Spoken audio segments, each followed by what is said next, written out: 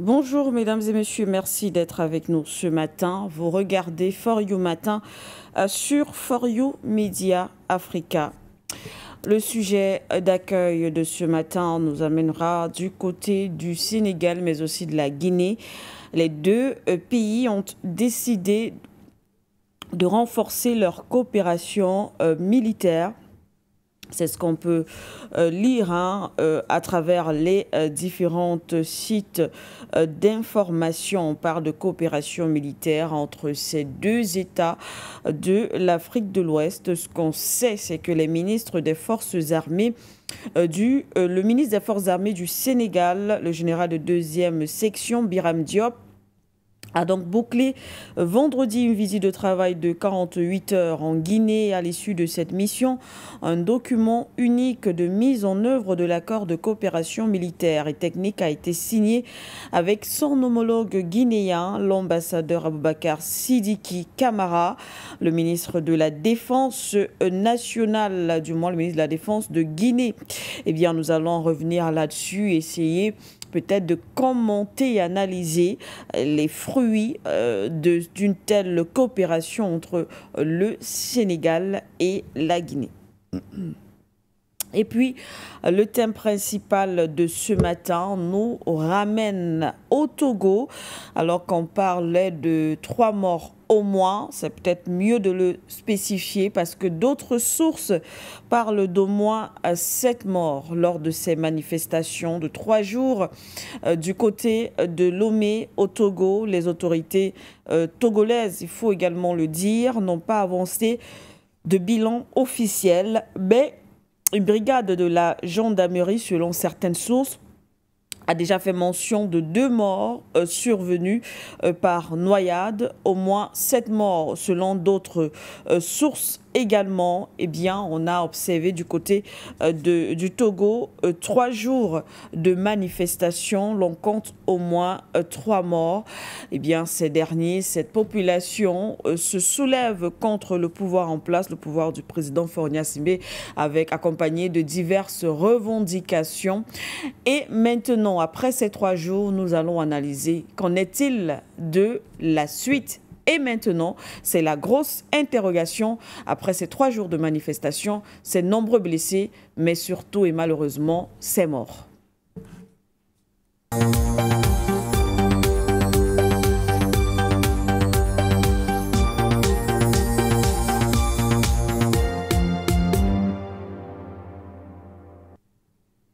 C'est un plaisir de vous retrouver ce matin, chers téléspectateurs. Votre fidélité nous honore. Merci d'être avec nous. Vous regardez For You Matin sur For You Media Africa. Eh bien, nous allons présenter déjà celui qui nous accompagne ce matin, Monsieur Henri Atangana. On espère que l'autre invité va nous retrouver très rapidement sur ce plateau.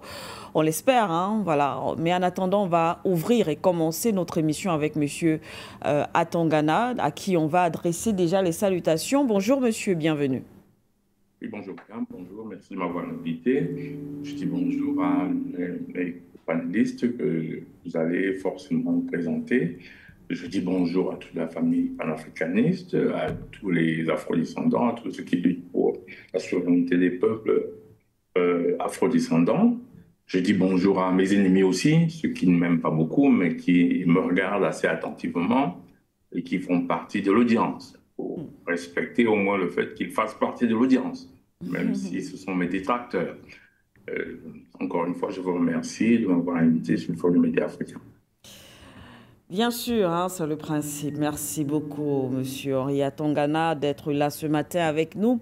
L'autre invité, on l'a rappelé, on espère qu'il va nous retrouver dans les minutes qui suivent sur ce plateau pour le compléter définitivement. Mais voilà, puisque vous êtes là, Monsieur Atangana, nous allons commencer par vous. On rappelle également, chers téléspectateurs, que le standard sera ouvert dans quelques quelques instants et vous aurez donc l'occasion, la possibilité de contribuer, de discuter, de partager votre point de vue avec notre invité ou nos invités sur le plateau. Je pense que on verra, on pourra ouvrir le standard un peu plus tôt ce matin, surtout au regard de cette actualité, pour prendre le maximum de téléspectateurs et d'interventions. Mais avant, nous allons quand même passer la parole à notre invité avec, pour ce sujet d'accueil, cette coopération militaire Sénégal-Guinée, alors qu'on appelle justement au renforcement de la coopération sud-sud entre les différents pays, surtout les États africains. Il en ressort donc un document stratégique, le fruit des travaux menés par les experts de ces deux pays. Il vise à opérationnaliser l'accord signé le 19 juin 2021 entre Conakry et Dakar en prenant en compte les défis sécuritaires actuels dans les zones frontalières, mais aussi au-delà. Durant ce séjour, les deux ministres ont coprésidé les travaux des délégations techniques et militaires. Au cœur des échanges, l'élaboration d'une feuille de route concrète pour renforcer la coopération bilatérale dans les domaines de la sécurité et de la défense. Les discussions ont débouché sur un consensus autour d'un document unique qui jette les bases d'action coordonnées entre les forces armées guinéennes et sénégalaises. Il y a bien sûr, il faut le rappeler, des engagements ça et là entre les différentes parties pour mener à bien cette coopération. Alors, monsieur Atangana, Sénégal, Guinée, ces deux États de l'Afrique de l'Ouest aujourd'hui qui s'engagent en renforcer, on rappelle qu'il y a cette coopération bien sûr entre les différents États, mais là on voit un renforcement de cette coopération militaire, surtout au regard des enjeux en Afrique de l'Ouest, même si on a l'impression que les deux États pour chacun prennent une route plus ou moins différente. Les différents régimes au pouvoir en place sont souvent, très souvent critiqués de par leur orientation, mais il y a un fait commun, la sécurité, et les deux États ont donc décidé de renforcer cette coopération militaire. Monsieur Atangana, votre commentaire? Oui, je ne sais pas si c'est vraiment, et c'est une question de divergence, de convergence d'opinion. Vous avez deux États qui ont, je ne sais pas combien de kilomètres de frontières communes. En tout cas, je n'ai pas le chiffre en tête. Euh, et puis, cette frontière commune est une frontière, comme d'ailleurs les frontières entre deux États différents, qui sont des frontières qui peuvent être les objets de trafic en tout genre et Oui. de passage en tout genre. Et de tous les pays normaux du monde vont coopérer pour la gestion de cette frontière. Donc, il y a plusieurs façons de coopérer, c'est-à-dire on met des services douaniers de part et d'autre, sans un coût élevé. Soit alors on fait comme à l'Union européenne, on crée un espace commun avec des frontières extérieures. L'exemple le plus patent, c'est l'exemple de l'Union européenne. Ça marche pour certaines choses, ça marche moins bien pour d'autres. Je ne vais pas rentrer dans les détails. Les problèmes d'immigration, vous savez ce qui s'est passé en Italie, parce que l'Italie a, a constaté qu'on rejetait tout le problème migratoire à sa frontière. Oui. Forcément. Et c'est la même chose là. Nous avons des groupes terroristes armés qui poussent un peu là dans le désert, dans les savanes. Personne n'a jamais su pourquoi. Je fais remarquer quand même qu'il y a une grosse différence entre le terrorisme quand il est appliqué en Afrique et le terrorisme en Europe. J'aime souvent que les points de vue, les analyses soient comparés. Oui. Parce que quand on compare pas ce qu'on fait, ça veut dire qu'on travaille, on réfléchit ex nihilo, au départ du néant. En Europe, très très souvent, les groupes terroristes sont des groupes qui revendiquent quelque chose. En Afrique, on ne sait pas très bien ce que ces groupes revendiquent. On est, c'est toujours flou. Il y aurait des groupes terroristes qui se baladent au Mali, au Niger, et qui vont d'un pays à un autre, cherchant en réalité à s'implémenter au nom soi-disant de l'islam. Bon, après, il y a les menaces sécuritaires, c'est-à-dire les gens qui trafiquent les armes sur les deux frontières. Il y a les orpailleurs sur le fleuve qui les délimitent entre. Voilà, toutes ces choses font qu'ils ont besoin de sécurité commune, de mettre les moyens ensemble pour pouvoir résoudre ces problèmes. Les problèmes de criminalité transfrontalière, les Hmm. problèmes d'extrémisme djihadiste, les exploitations illégales des ressources naturelles, l'orpaillage sauvage, toutes ces choses-là doivent être résolues. Et quel que soit le cas, du moment où la frontière est commune, les pays vont essayer de trouver des solutions communes parce qu'elles sont moins onéreuses. En plus, les intérêts sont les mêmes quand vous avez des problèmes de djihadistes à votre frontière, que ce soit à votre frontière même ou la frontière du voisin, les problèmes du terrorisme sont les mêmes. Il y a l'insécurité des habitants. Donc, il est logique, et ça existe dans tous les pays du monde, hein, ça existe entre les États-Unis et le Mexique. Si vous ne trouvez pas la solution, vous allez très vite déborder. Alors, très, très souvent, la meilleure façon, c'est de coopérer entre États pour résoudre le problème, donc rien de banal. Je sais que les gens rapportent ça toujours au fait que le Mali a quitté la CEDEAO. Oui, Même que le Mali a quitté la CEDEAO, que ça reste, le Mali a des frontières extérieures, tout à fait. extérieures à d'autres pays. Ça se traite comme n'importe quel autre pays ayant des frontières avec un autre pays. Et je ne vois pas pourquoi on met ça toujours en parallèle avec le fait que le Mali est un pays de l'AES et qui forcément a une politique sécuritaire un peu différente. Voilà. Mais de tous les pays du monde, quand ces pays ont des frontières communes, essaient toujours de trouver des solutions opérationnelles, soit pour l'interopérabilité des armées ou de la gendarmerie ou de la police, Oui. pour qu'elles puissent se comprendre. La dernière fois, en Belgique, par exemple, et l'Allemagne, il y a des contrats pour que la police belge, par exemple, qui a déjà engagé la poursuite d'un délinquant sur l'autoroute, avant, dès qu'il traversait la frontière sur l'autoroute pour l'autre pays, la police belge avait le droit d'aller au Luxembourg Hmm. poursuivre le criminel. Même ici, ça existe. Et après, il y a donc des accords entre la Belgique et les pays voisins pour que les polices frontalières, quand elles poursuivent un délinquant, même s'il a traversé la frontière, elles traversent aussi. C'est ce type d'accord-là qu'il y a toujours entre pays qui partagent les mêmes frontières. Donc, il n'y a rien de nouveau sous le soleil. C'est plutôt, pour moi, des relations normales. Voilà. Rien de Mais ça nouveau. n'a rien à voir avec leur Oui. sécurité. Je vous écoute.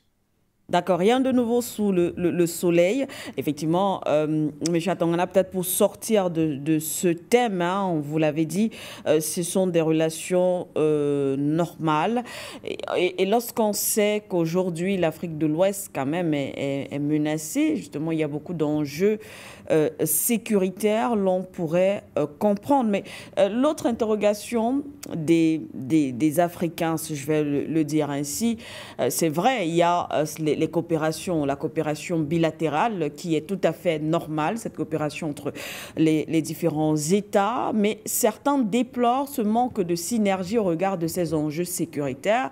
On aurait voulu une action assez concertée au général, hein, pour pouvoir lutter contre ce terrorisme qui menace la zone Afrique de l'Ouest aujourd'hui. On aurait souhaité une action plus globale, plus générale de ces États de l'Afrique de l'Ouest.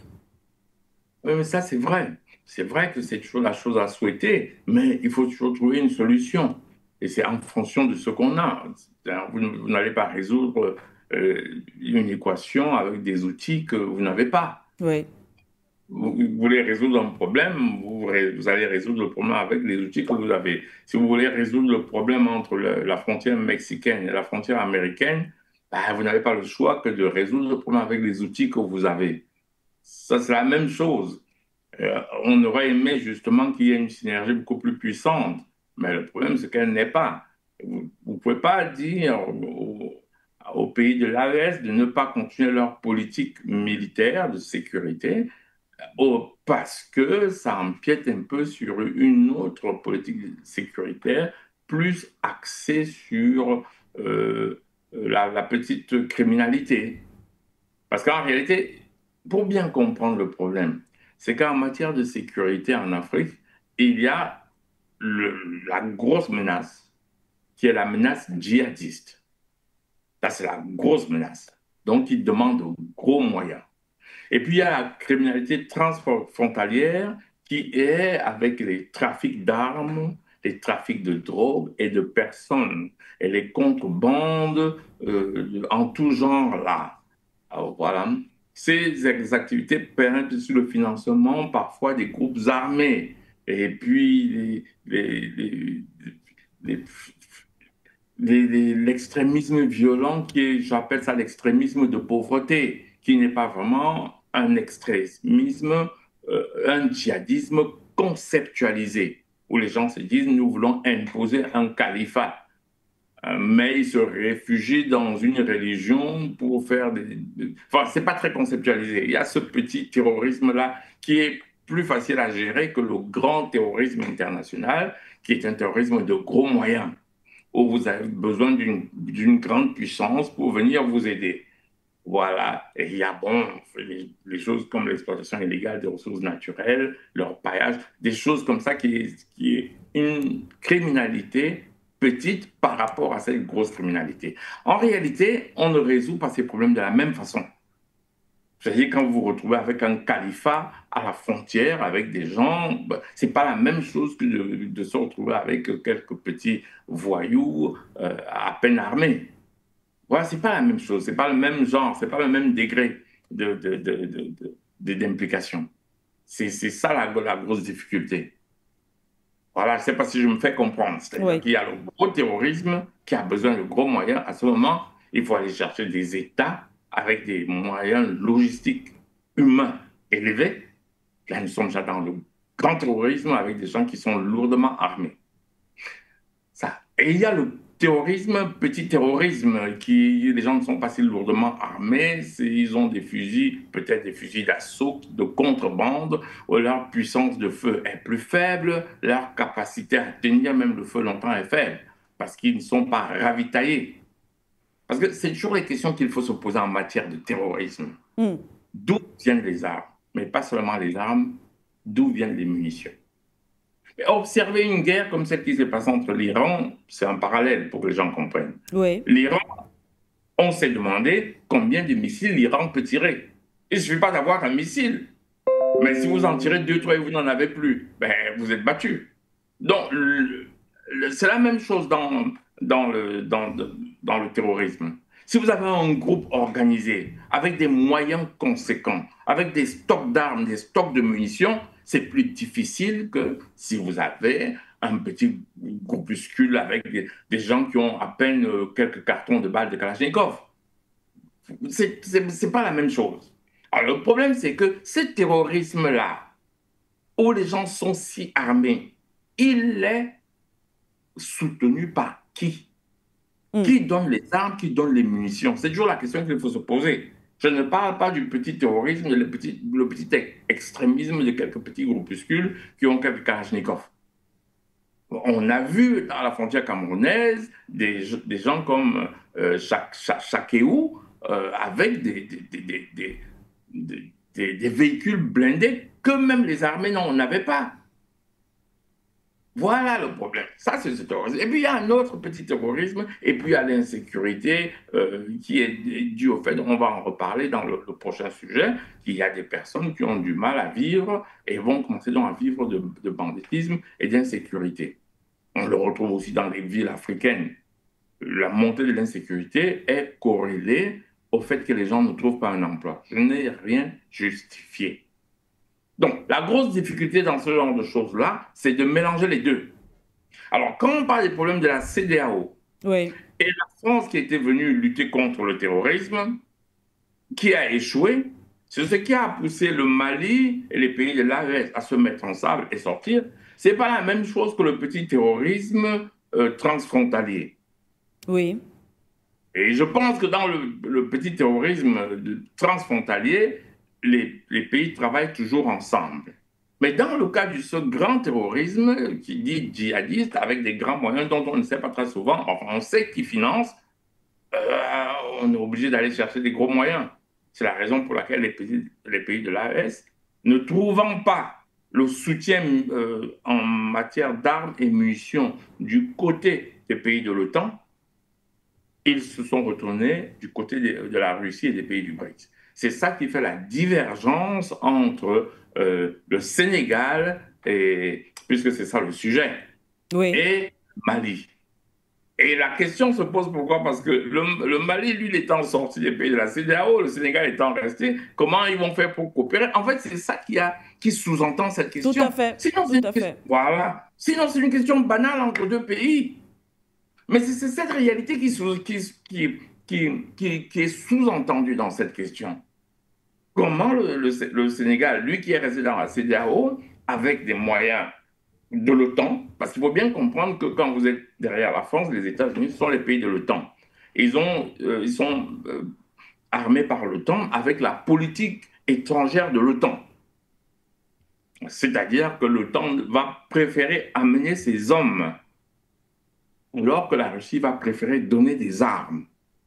Même si elle peut aussi envoyer des hommes, comme on a vu dans le cas de Wagner et tout ça, mais elle Oui. va en réalité vous armer pour que vous puissiez vous défendre vous-même. Donc il y a deux politiques, mais extraordinairement différentes. Alors, il est clair que au Sénégal, si vous avez des Français armés pour lutter contre le terrorisme, et que au Mali, vous avez des Russes, pas forcément des Russes, mais des Maliens armés, les armées françaises au Sénégal ne vont pas être à l'aise. Parce qu'elles se retrouvent confrontées à une puissance de feu. Pour bien comprendre, une armée va au combat, même quand c'est un combat terroriste, essaie d'évaluer la puissance de feu de l'adversaire. Vous ne pouvez pas faire que l'adversaire a des armes lourdes, vous arrivez avec un pétard. Ou avec. Non, si vous là, vous n'allez pas en guerre.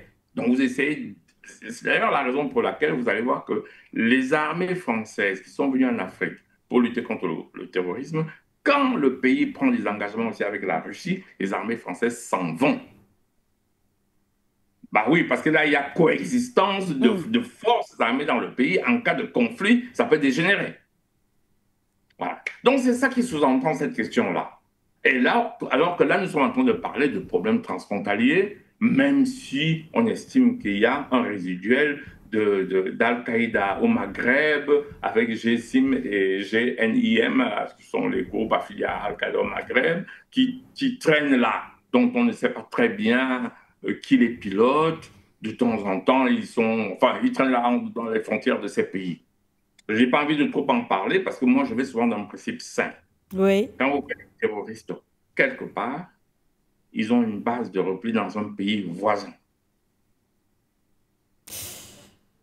Ouais. Si vous ne comprenez pas ce principe, vous n'allez rien comprendre là. Et parce qu'ils ont une base de repli dans un pays voisin, ce pays voisin assure leur protection sans l'avouer publiquement. Nous avons connu ça, hein. Vous savez, quand l'armée camerounaise voulait chercher Boko Haram, il faisait quoi? Il repliait au Nigeria. Et on n'avait pas le droit de les poursuivre. Et à l'époque, Goodluck Jonathan, qui était chef d'État, ne nous donnait pas le droit de les poursuivre. Dès qu'il a perdu les élections, Bouhari est arrivé, Bouhari a donné à l'armée camerounaise le droit de poursuivre Boko Haram. On a éradiqué Boko Haram en très peu de temps. Je n'ai pas envie de mettre le doigt sur des incidents transfrontaliers qui sont critiques. Parce que quand les gens sont en négociation, il ne faut pas mettre l'huile au feu.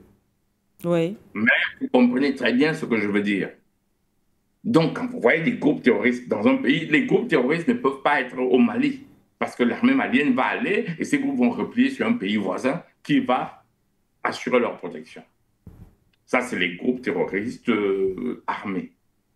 Bon, maintenant, la petite criminalité transfrontalière, ça, il faut pouvoir trouver des solutions aussi, comme il y a des solutions entre la Belgique et le Luxembourg. Quand la police belge poursuit quelqu'un, dès qu'il arrive, il traverse la frontière luxembourgeoise, il y a des coopérations où ils continuent à poursuivre sur le pays qui n'est pas le leur, parce qu'ils ont des accords, et ils alertent. C'est ça qu'on appelle l'interopérabilité. L'autre police qui aussi va intercepter le voyou sur le territoire. C'est de ça qu'il s'agit essentiellement. Et que je ne pense pas que ça affecte leur politique, mais ça va reposer les conditions de cette coopération à un grand niveau. Même si le Sénégal n'est pas trop menacé aujourd'hui par les groupes terroristes. On soupçonne juste que ces groupes terroristes qui sont affiliés à Al-Qaïda au Maghreb, c'est-à-dire le GSIM et le GN, on soupçonne qu'ils pourraient migrer à la frontière sénégalaise. Mais Madame Siki, nous n'avons pas, depuis qu'on traite de l'information ici, on n'a pas encore eu le cas d'attentats terroristes sur le sol sénégalais, de groupes repliés sur le sol malien. Voilà, je sors par là. Merci à vous, monsieur Atangana, merci. Je pense que les téléspectateurs ont très bien compris. Hein. Effectivement, il y a tous ces paramètres-là aujourd'hui qui entrent en jeu lorsqu'on parle du Sénégal, la Guinée, et bien sûr, ces États. On saurait dissocier cela de l'AES. Merci infiniment, monsieur Atangana, pour ces explications. Eh bien, on va marquer une petite pause. Ce sera avec un reportage puisqu'on rentre à présent dans le thème principal qui nous amène du côté du Togo. On parle de 3 jours de manifestations. Nous les avons malheureusement vécues avec la population togolaise durant ces 3 jours. En fin de semaine dernière, de violentes manifestations quand même. Et si d'aucuns parlent de 3 morts, d'autres vont jusqu'à 7. Mais ce qu'il faut dire, c'est que le gouvernement n'a pas encore donné un bilan officiel. Ce qui est sûr, il y a de très nombreux blessés à l'issue de ces différentes manifestations. On déplore, en tout cas, les populations se lèvent contre le pouvoir en place face à la hausse du coût de la vie. Et selon cette population, l'arrestation de voix dissidentes, des opposants, des personnes de la société civile, selon bien sûr les différentes revendications. Nous allons planter le décor avec ce petit reportage. On rappelle un reportage de la rédaction centrale de For You Media Africa, ensuite qui va nous aider à planter le décor de manière générale avant de revenir sur le plateau.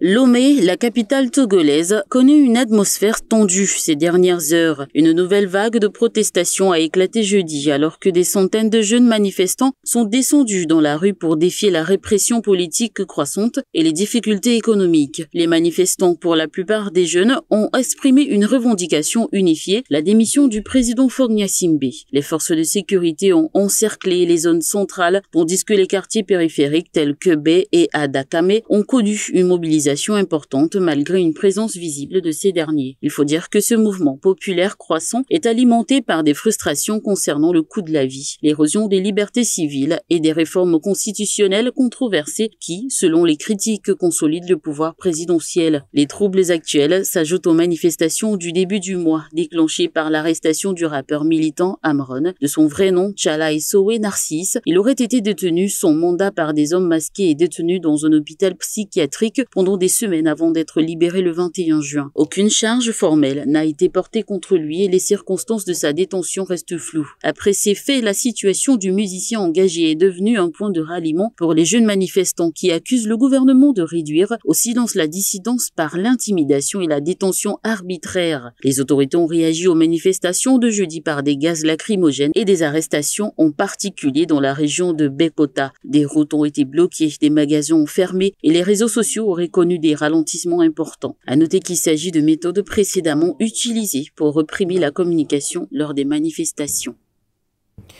Voilà, merci à Elondou pour ce reportage. La situation du côté du Togo, aujourd'hui, en tout cas, les populations répondaient à cet appel qui a circulé. 3 jours de manifestations, les manifestations qui se sont bien sûr interrompues, se sont arrêtées. Aujourd'hui, on se dit, et maintenant, après ces manifestations de la population, la réalisation, vous allez déjà quand même afficher les numéros de téléphone, on prendra l'avis de notre invitant. Ensuite, on ira du côté du Standard. Mais avant, Monsieur Henri Atongana, on a donc suivi. Vous avez suivi de bout en bout cette actualité du côté du Sénégal, pardon, du Togo, voilà, avec ces différentes manifestations. 3 jours, nous en avons parlé ici sur les plateaux. D'ailleurs, durant ces 3 jours, on a commenté cette actualité. Malheureusement, beaucoup de blessés, mais aussi vraisemblablement des morts, si on s'en tient à ces différentes sources. Si d'aucuns estiment que les populations, effectivement, n'ont pas reçu l'autorisation de manifester, d'autres pensent que, voilà, ce pouvoir muselle cette population et, voilà, là, c'est le résultat de ce musellement, ce qu'on a pu voir. Mais ce qu'on sait, c'est que de manière générale, on parle de hausse du coût de la vie et voilà, et un certain nombre de choses, des arrestations, des disparitions également du côté du Togo. Monsieur Atongana, mais après ces 3 jours, voilà, 3 jours de manifestation, on se dit, et maintenant, monsieur Atongana, le pouvoir est toujours là, je ne sais pas, entre-temps, les nouvelles, s'il y a, en tout cas pour le moment, des accords ou une évolution en ce qui concerne les revendications des populations. Mais M. Faure Gnassingbé est toujours là, le gouvernement est toujours là et les populations sont toujours là. M. Henri Atongana. Le sujet est complexe. Donc, pour répondre stricto sensu à votre question, c'est que, après 3 jours de manifestation, il peut arriver que la mobilisation se poursuive. Oui. Parce que malgré la répression, il faut quand même dire que la jeunesse togolaise semble déterminée. Et malgré la répression, il y a encore des appels à manifester, à continuer dans les réseaux sociaux. Très bien. La deuxième chose, c'est la réaction politique. Oui. C'est-à-dire que l'opposition, en Afrique, l'organisation des sociétés civiles peuvent condamner les violences. Elles pourraient donc appeler à un dialogue national, comme ça arrive toujours chez nous, c'est-à-dire, voilà, un grand dialogue national. On pourrait se demander ce que ça donne et ce que ça a déjà donné, les grands dialogues nationaux en Afrique. Oui.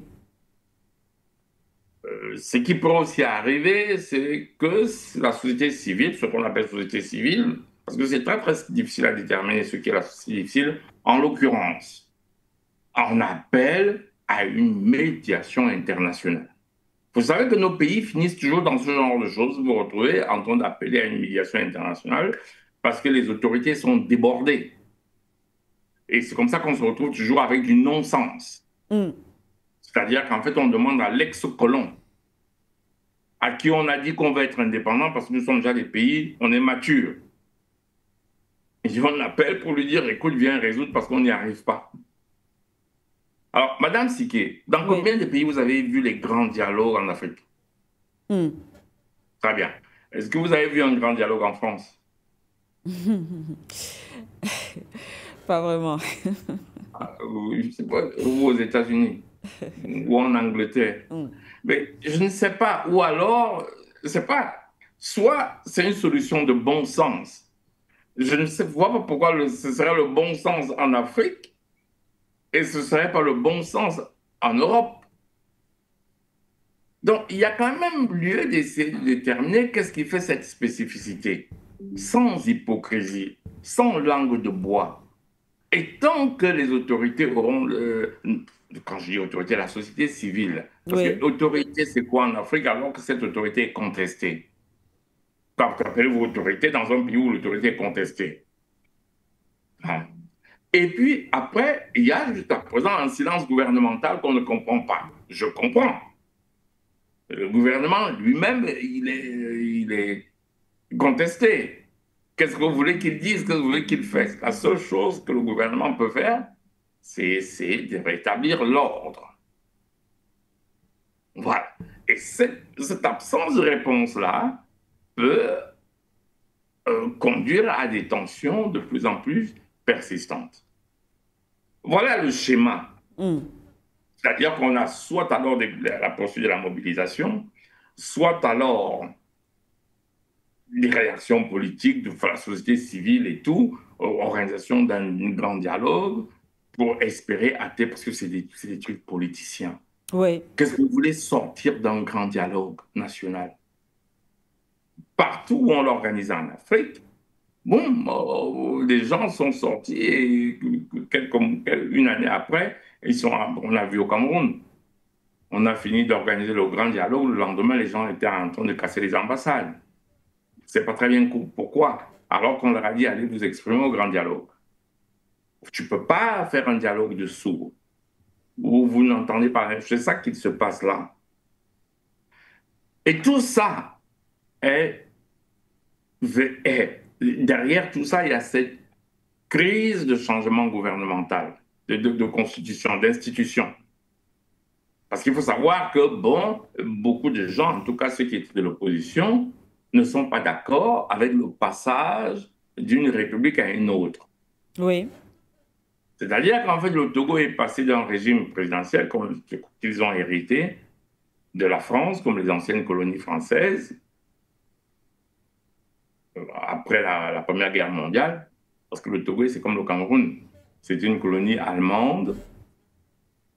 Bon, maintenant, on ne va pas débattre sur le mot colonie et sous-protectorat, hein, parce que vous trouvez les deux. J'en profite toujours pour cultiver les gens. On parle du Cameroun comme si c'était un protectorat allemand, c'est parce que les Allemands estimaient avoir signé des accords. Oui. Et que nos chefs géraient. C'est ça qu'on appelle un protectorat. Et du point de vue conceptuel, c'est différent d'une colonie. Oui. C'est pour ça que vous trouvez souvent dans la littérature dire que c'est un protectorat allemand. Parce que les Allemands estimaient qu'ils avaient signé des accords avec nos chefs, notamment les chefs Douala, oui. Et que c'est ces chefs-là qui géraient, mais eux, qui avaient le pouvoir local. C'est ça qu'on appelle un protectorat. À ne pas confondre avec la mise sous tutelle après la fin de la Première Guerre mondiale, sous tutelle de l'ONU et de la SDN.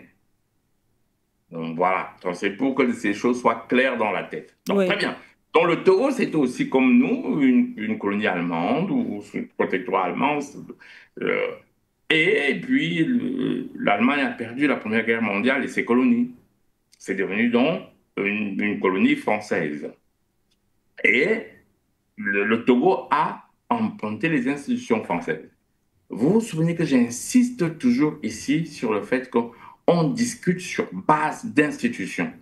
Vous ne pouvez pas discuter d'une réalité politique aux États-Unis comme en France. Les institutions ne sont pas les mêmes.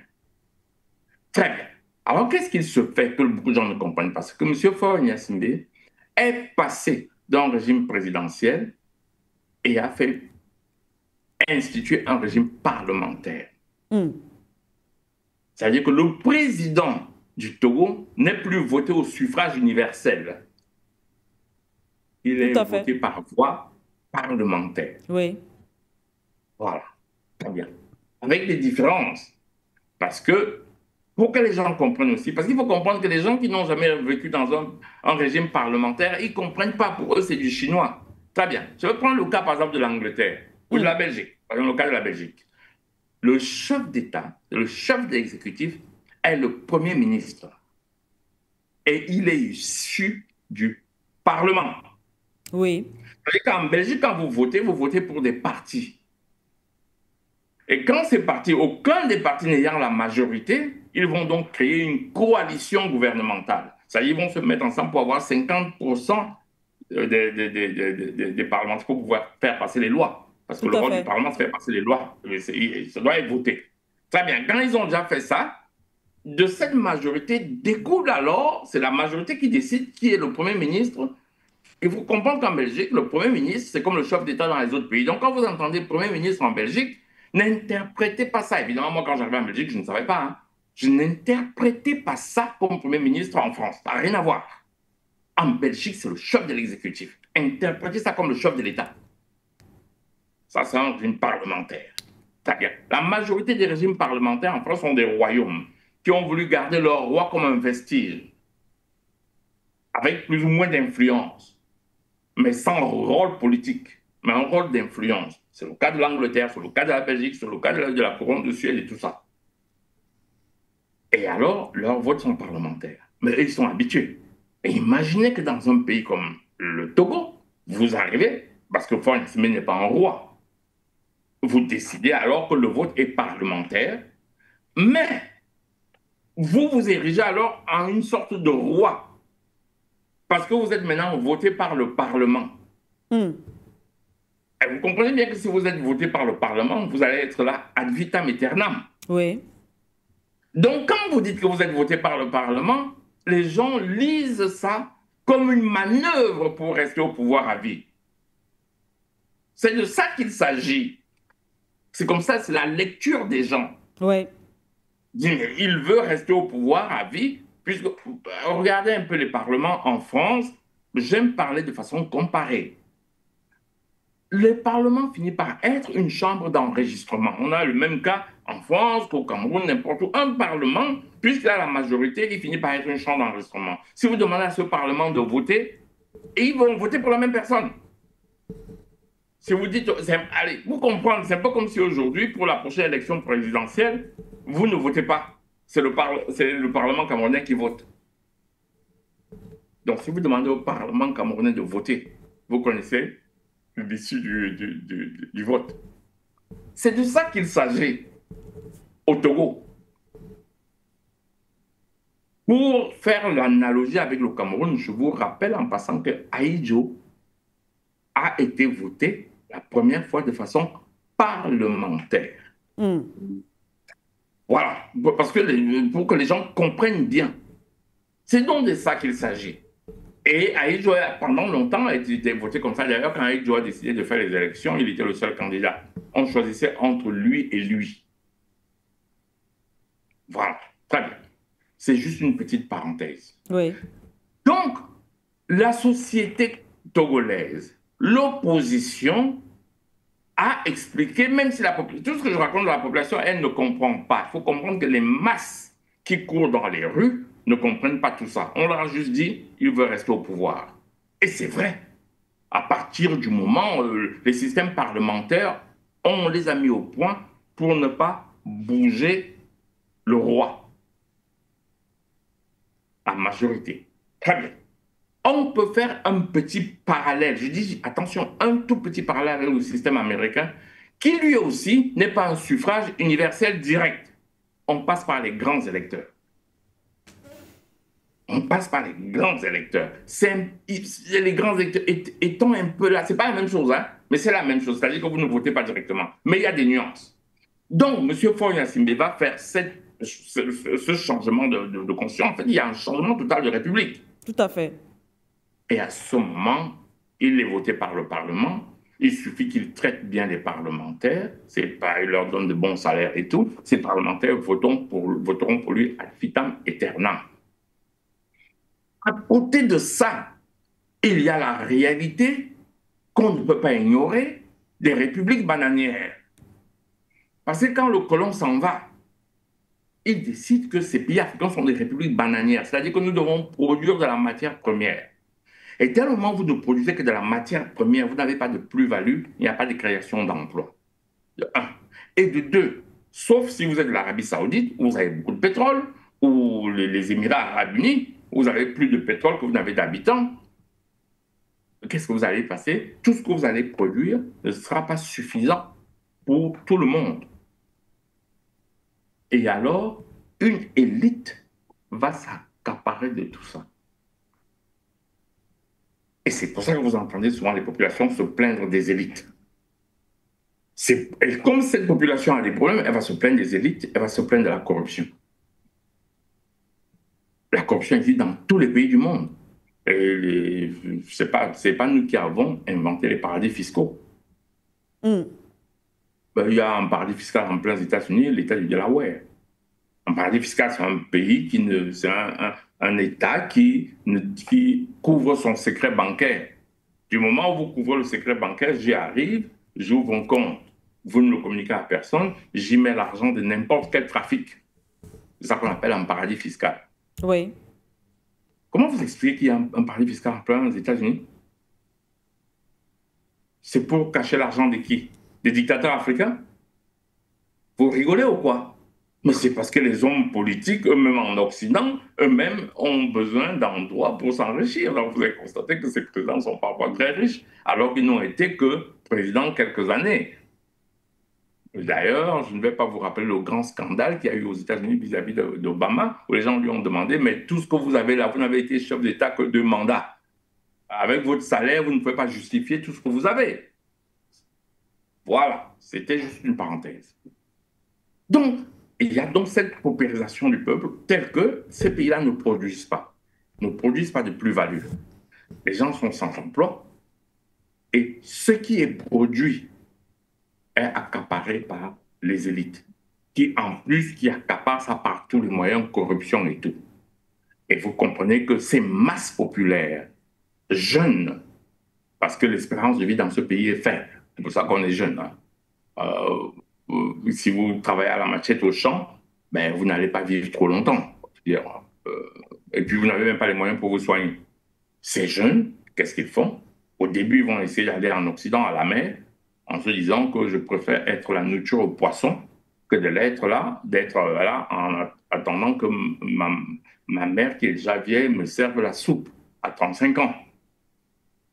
C'est la raison pour laquelle vous les voyez prendre la mer pour aller en Europe. Mais il y a un certain moment où cette solution ne marche plus.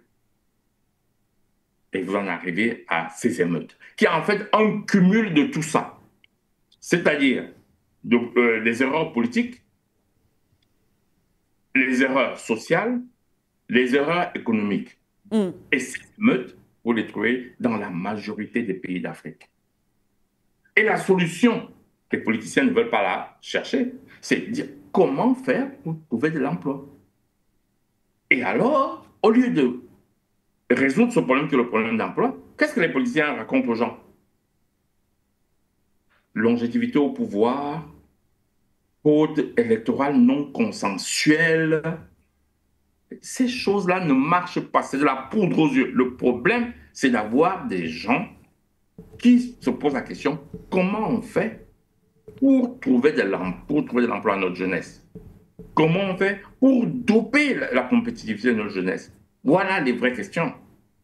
Et si vous ne vous posez pas ces questions, ça, ce n'est que partie remise. Vous avez les émeutes là aujourd'hui, vous pouvez faire un petit dialogue national qui va calmer ça pendant 1 an, 2 ans, 3 ans, et ça sera rebelote. Ces émeutes, Madame Siké, nous les observons depuis les indépendances, de façon récurrente.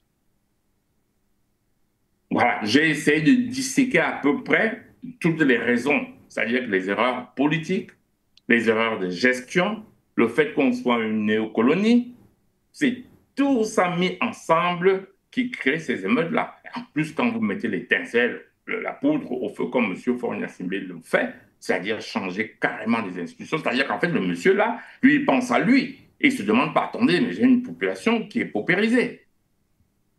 Et lui, ce qui l'intéresse, lui, c'est de se demander comment il fait pour changer les institutions de façon à rester président à vie. À la limite, s'il reste président à vie, ça ne me gêne pas. Mais c'est quand vous changez les institutions pour rester président à vie que ça devient un problème. Vous imposez aux gens de nouvelles institutions qui vont vous permettre de rester là. Mais s'il s'était représenté à l'élection et qu'il avait gagné, parce que les gens ont choisi que c'est lui, ça va. Mais là, ça ne passe pas. Et je pense qu'il doit changer, les hommes politiques togolais doivent envoyer un signal fort et inspiré de ce que je dis. Désolé d'être cette fois très peu modeste. Parce que tout ce qui se passe arrive dans tous les pays d'Afrique. Tout ce qui se passe arrive dans tous les pays d'Afrique. Sur le Togo aujourd'hui, ça sera le Sénégal. Demain, ça sera... Il n'y a que les pays de l'AES maintenant qui essayent vraiment de radicalement changer le fusil d'épaule. Et là où on s'attend justement à des résultats nouveaux, puisqu'ils ont changé de fusil d'épaule. Mais tous les autres qui vont nous servir, les grands dialogues, les trucs, les machins, le suffrage non consensuel. On parle du suffrage non consensuel au Cameroun depuis combien de temps? Les mêmes personnes qui ont parlé du suffrage non consensuel. Monsieur Kanto a travaillé dans ce suffrage-là. Il était juriste, ministre. Le même nous explique aujourd'hui que le suffrage n'est pas consensuel. Mais enfin, mais tu étais au pouvoir, tu étais ministre de la Justice quand on mettait ce suffrage en place. Des incongruités comme ça, donc que personne ne comprend. Voilà. J'essaie de disséquer, quitte à ce que vous me relanciez, sur des points que je n'ai pas abordés, parce que merci à vous. Aborder tous les points. Tout à fait, merci Monsieur Atangana. Je pense que les téléspectateurs également ont certainement quelques préoccupations ou questions sur cette thématique, entre autres. Peut-être qu'avec les interventions des téléspectateurs, on va encore un peu plus creuser pour comprendre la situation aujourd'hui, même si certains se demandent finalement est-ce qu'il y a un perdant, est-ce qu'il y a un gagnant au regard de ces différentes manifestations, mais surtout lorsqu'il y a des morts, puisqu'on manifeste effectivement non seulement pour attirer l'attention de ce pouvoir, mais aussi pour avoir un certain résultat. Qu'en est-il donc aujourd'hui? Eh bien, nous allons prendre l'avis des téléspectateurs. Et nous allons commencer par l'Italie. On a M. Ibrahim qui est au standard depuis un bon moment déjà. M. Ibrahim, bonjour. Oui, bonjour, Madame Sike. Bonjour, bienvenue. Bonjour à Papa Aria Tangana. Bonjour à Bissembok à la technique. Alors, moi, j'essaie un peu seulement à dire quelque chose parce que Papa Aria Tangana, vraiment, quand il est sur le plateau, on n'a même pas le droit de parler parce qu'il marche sur la langue de tout le monde. Alors, vous savez, c'est une vérité. Si on dit qu'on va se prononcer sur le cas du Togo, ça va un peu choquer quelques personnes. C'est comme l'autre fois quand Papa Aria Tangana parlait de la Côte d'Ivoire. Quand on dit qu'on va dire profondément la vérité, ça va choquer quelques-uns. Parce que, vous savez, le combat africain, c'est un peu compliqué. Parce que, vous voyez, la Côte d'Ivoire, la Guinée, mon pays, le Togo, j'ai dit même l'autre fois, c'est des pays qui sont même pères, même mères. Je m'explique. C'est des pays, ils sont dans un combat. Tant qu'on ne sort pas dans ce combat, on ne va jamais aller en avant. Le combat ethnique, Madame Sikit, le combat ethnique. Vous savez, si vous prenez ce qui se passe au Togo actuellement, vous voyez ce qui manifeste. C'est vite, vous allez juger vous allez comprendre ce qui se passe. Sinon, les médias qui parlent aujourd'hui, les médias mainstream, je ne vais pas prononcer leur nom. Quand on tuait les terroristes tuaient les gens, est-ce que vous avez entendu les gens la parler, sauf dénigrer l'armée togolaise? Vous n'entendrez pas les parler. Maintenant, là, que vous voyez, Togo a commencé à faire va et bien de là. Ils vont commencer à taper. Si le Togo ne fait pas attention, ça va revenir la même chose qui est en Guinée. Vous savez, Madame Sike, c'est le même combat qui était en Guinée. Papa Aria, sous le contrôle de Papa Aria Tangana, en 2010, quand on a fait les élections en Guinée, il y a un opposant, M. Cellou Dalein Diallo, pour le premier tour, il est venu avec 44%. Au deuxième tour, le deuxième tour a pris 4 mois. Au deuxième tour, le deuxième et le troisième et le quatrième s'est rallié sur lui. Mais celui qui est venu en 18%, c'est lui qui a gagné les élections, qui est Michel Alpha Condé. C'est paradoxal. On ne peut même pas imaginer. Alors, ce n'est pas le sujet, mais c'est juste pour dire qu'on doit sortir dans les choses ethniques là. Tout ça là, c'est ça. Le moment où on doit faire les combats, on ne les fait pas. C'est comme la Côte d'Ivoire. Quand M. Niassingbe changeait son constitution là, c'est en ce moment qu'on devait combattre. Alpha Condé, en 2020, quand il voulait faire changer la constitution, c'est en ce moment qu'on devait combattre. C'est qu'on a laissé jusqu'à quand il a fait tout, on vient maintenant dire non, on est contre le troisième mandat. Pendant que, actuellement, si on prend sur les lois juridiques, le monsieur a le droit de continuer, comme dit Papa Aria Tangana tout de suite. Donc c'est un peu compliqué de traiter sur le sujet. Je parle, par exemple, pour la Guinée avec le Sénégal. Il n'y a pas autre chose. C'est ce que Papa Aria Tangana vient de dire tout de suite. C'est parce qu'il y a quelques l'autre est dans le CEDEAO, Sénégal. Sinon, le Sénégal, c'est quelque chose même, on ne va même pas en débattre. C'est obligatoirement, ça, c'est dans tous les pays qui font de ces alliances-là. Mais pourquoi le Sénégal ne fait pas cette alliance avec le Mali? Pendant qu'à Caille, en partant vers le Sénégal, la seule route, il y a le terrorisme sur la route, là, mais il n'y a pas cet accord. Il y a Anguille sur Roche. Donc, Madame Siké, il y a beaucoup à dire, mais je vais encore profiter aujourd'hui de réitérer mon appel. Madame Siké, j'ai pris pour une média, comme l'autre fois, de faire ouvrir, de nous aider à avoir une petite cagnotte pour la radio. Vous savez, Madame Siké, j'insiste sur ça, c'est pas parce que c'est pour nous faire plaire ou pour quelque chose. Parce que moi, je suis contre que les chefs de l'État financent ces médias. La seule chose que je cherche avec nos présidents, avec Forum Média, c'est de venir baisser les têtes qui sont là quand ils veulent faire quelque chose de grand, comme les Paparia Tangana. Parce que vous savez, notre problème africain, si c'est un blanc qui fait quelque chose, on dit, même s'il est naïf, mais on dit parce que c'est un blanc. Les Paparia Tangana et d'autres choses, c'est pas pour flatter ce monsieur, c'est quelqu'un que je l'adore parce qu'il a une tête vraiment qu'on doit utiliser. On doit l'utiliser pour avoir son expérience. Donc, Madame Siké, excusez-moi, j'ai été très long, mais aidez-nous à avoir ça. Parce que les gens ne comprennent pas quelque chose à mes frères qui vont appeler les téléspectateurs. Ne voyons pas les journalistes qui sont là, ils sont bien habillés, ils sont comme ça. Ça, c'est l'apparence. L'apparence, là, si nous ne faisons pas attention, ça va nous tromper. Parce que c'est des gens qui souffrent vraiment. Il y a des offres qu'il ne peut pas avoir. Prenons par exemple sur Papa Aria Tangana. Ici en Europe, il y a certains lieux, s'il se présente là-bas à cause de ses interventions sur ces médias, il peut faire les affaires. Ce n'est pas parce qu'il n'a pas l'expérience, mais avec ses prises de position, il ne peut pas l'avoir. On n'en parle même pas, vous qui sont en Afrique. Il y a des journalistes, il y a des quartiers, vous allez raser les murs pour ne pas qu'on vous voit.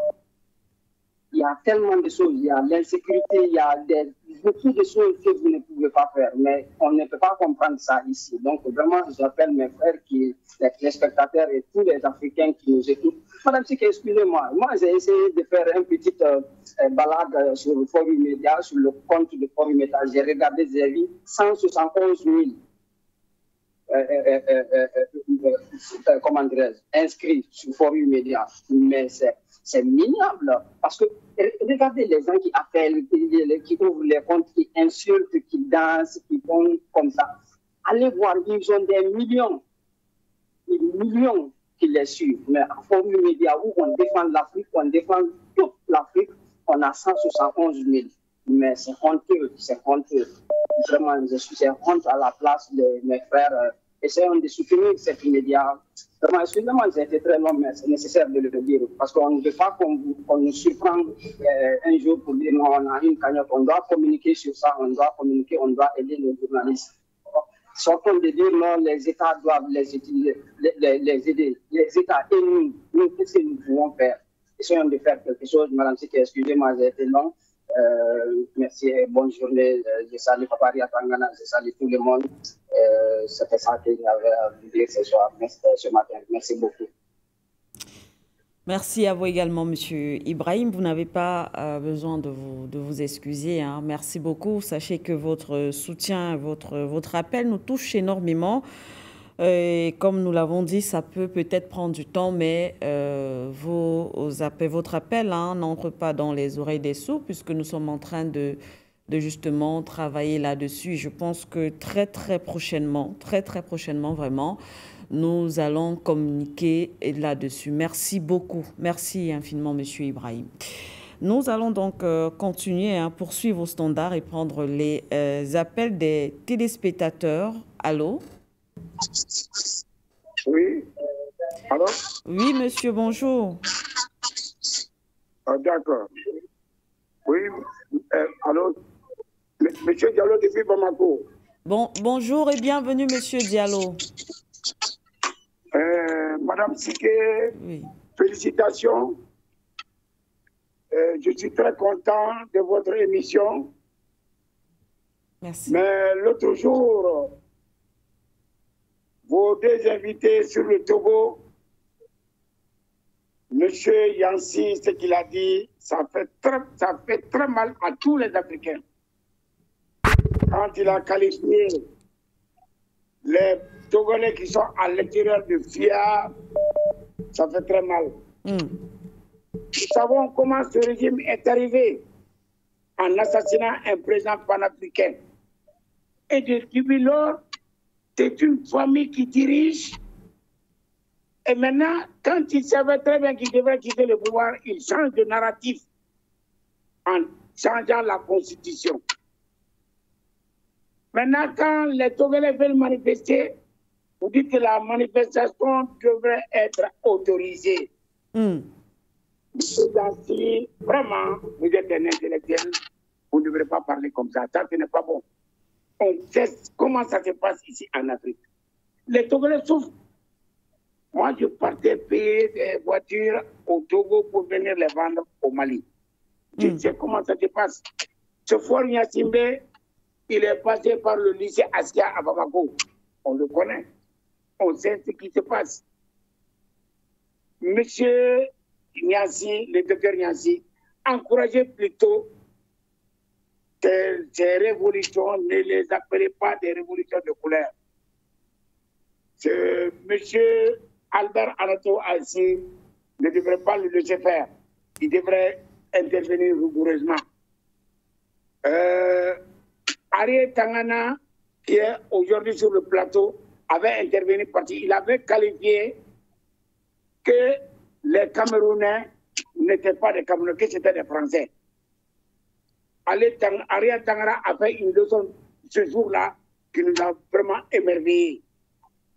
On ne peut pas quitter l'Occident pour venir diminuer l'Afrique. On ne peut pas quitter l'Occident pour venir diminuer l'Afrique. L'Afrique était là. Quand est-ce que l'Europe est venue? Et on vient dire que le Cameroun n'existait pas. C'est vraiment une aberration. Ça fait honte. Ce n'est pas une bonne chose. Ce monsieur qui s'est sacrifié en faisant cette télévision pour You Media, il est en danger. Madame Siké, vous êtes en danger. Tous les intervenants sont tous en danger. Parce que on cherche à vous éliminer. On cherche à vous éliminer. Mais Dieu est là pour veiller sur vous. Ce n'est pas pour rien. On vous a qualifié de diva. Je vous ai connu avec Média. Vous êtes une femme d'un courage extraordinaire. D'un courage extraordinaire. Vraiment, je prie Dieu à ce que Dieu vous préserve et que Dieu préserve cette chaîne-là. C'est grâce à vous que Laurent Gbagbo a été libéré. Il y a une dame qui a dit que Laurent Gbagbo aussi est un élément de la France. C'est extraordinaire. Et pourtant, c'est un gars qui a été vitrifié par le président Sarkozy. Et jusqu'à présent, on le qualifie. Il y a des gens qui passent chez vous, qui disent certaines choses sur les Africains, ce n'est pas une bonne chose. On doit beaucoup réfléchir. Madame, c'est ce que je voulais dire. Et je prie Dieu à ce que les Togolais gagnent et que Dieu leur donne raison. Merci pour nous, médias. Merci pour tout. Merci à vous également, monsieur Diallo. Merci pour cet appel depuis le Mali. Merci beaucoup d'être passé par ici ce matin. Nous poursuivons au standard avec nos téléspectateurs. Appel direct ou WhatsApp au plus 237 683 20 96 61 ou encore le plus 237 693 58 96 68 et même par Skype For You TV. Vous appelez, vous contribuez, vous posez vos questions à notre invité de ce matin. Je crois qu'on va rester au standard. Allô? Bonjour l'Afrique. Bonjour. Bonjour à tous les journalistes et invités. Bonjour à tous les combattants africains, panafricains. Je suis très content d'avoir la parole ce matin parce que M. Niamsi, la manière dont il a parlé sur le Togo, moi, ça m'a donné ce que l'anglais appelle le kill dans mon corps. Mais ça ne m'étonne pas. Ça a été toujours les professeurs d'université qui ont toujours aidé les gouvernements dictatoriaux à rester au pouvoir. Et je sens bien qu'il doit avoir une affiliation avec le gouvernement togolais. Ou il a des amis parmi les ministres, puisqu'ils sont toujours recyclés parmi les professeurs d'université, ou directement avec monsieur, je ne sais même pas comment je veux même pas appeler son nom, mais Foucault. Donc il y a toute une bande en Afrique, parmi les intellectuels, qui sont recyclés partout en Afrique. Et c'est le signe que moi, en tant que spirituel africain, j'ai senti quand M. Nyamsi intervenait. Mais on met ça de côté. Le peuple togolais actuellement est en train de pleurer.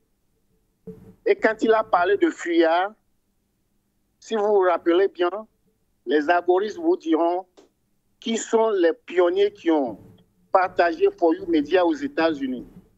Je me réveillais le matin de bonne heure là-bas pour pouvoir suivre l'émission et le partager. Et je fais partie de beaucoup de groupes. Donc, nous sommes les fondateurs. Le début avec For You sur YouTube. Et je vous apprécie beaucoup pour avoir mis le Togo à la page depuis plus d'une semaine. Je vous remercie parce que ce que le frère vient de dire, la vie que vous traversiez, personne ne le sait. Nous, on peut se promener partout. Vous n'avez pas ce droit-là encore. C'est fini. Le peuple togolais est en train de pleurer. Quand il parlait de gouvernement, de tout ça, il n'a pas parlé que le monsieur, on l'appelle fort Nyasingbe, mais moi je l'appelle faible Nyasingbe. Parce qu'il est faible. Celui qui utilise les armes contre son peuple, qui n'a rien dans la main que la bouche et le mental. Tout ce que le Togolais demande, ce monsieur a montré son incompétence. Qu'il quitte, on s'en fout qui vient. Si c'est un gouvernement oligui du Gabon, on s'en fout. Mais on saura que quand même, la famille Nyasingbe est partie. Comme les Gabonais ont dit, oui, Oligui est de la France-Afrique, mais quand même, la famille qui occupait le fauteuil présidentiel est partie. Il n'y a plus de Bongo. On ne veut plus de Nyasingbe. Tout le monde connaît le détail du Togo. Je ne vais plus rentrer dans les détails, mais la violence qui a été impliquée sur le corps de la population, quand on parle de fuyards, monsieur, on m'a demandé sur le plateau de retourner au pays. Je suis arrivé, je suis au Ghana actuellement, je ne peux pas rentrer. Si vous avez vu la violence qui a été appliquée sur les gens, un activiste, depuis de 40 ans, je veux me jeter dans la gueule du loup. Je suis au Ghana actuellement, je ne peux pas rentrer, je suis à 3 heures de Lomé. Et pas de fuyards. Nous sommes découragés. J'ai déménagé depuis les États-Unis pour rentrer. Moi, j'ai été amené au camp militaire, 7 à 2017. Mais comme j'ai la nationalité américaine, ils n'ont pas pu me garder, sinon je ne ressortirai jamais. On m'a pris en filature depuis l'aéroport. Il est devenu mon ami la même nuit au bar. De là, il m'a invité chez lui alors qu'il était un agent. Tout le temps que j'étais à Lomé, il était derrière moi. Et quand je ne suis pas là, il se planquait quelque part pour voir qui vient et qui sort. Il parle de fuyards. Nous sommes les lions. Nous qui combattons un pouvoir qui a les fusils, et nous avons seulement notre cerveau et notre bouche. Nous sommes les lions. Monsieur Nyamsi, si vous devez faire une recherche sur lui. Quelle est son affiliation avec le Togo? Parce que son intervention était insultante, diminutive, et ça ne peut pas sortir de la bouche d'un panafricain. J'ai remarqué comment il se sentait, mal à l'aise.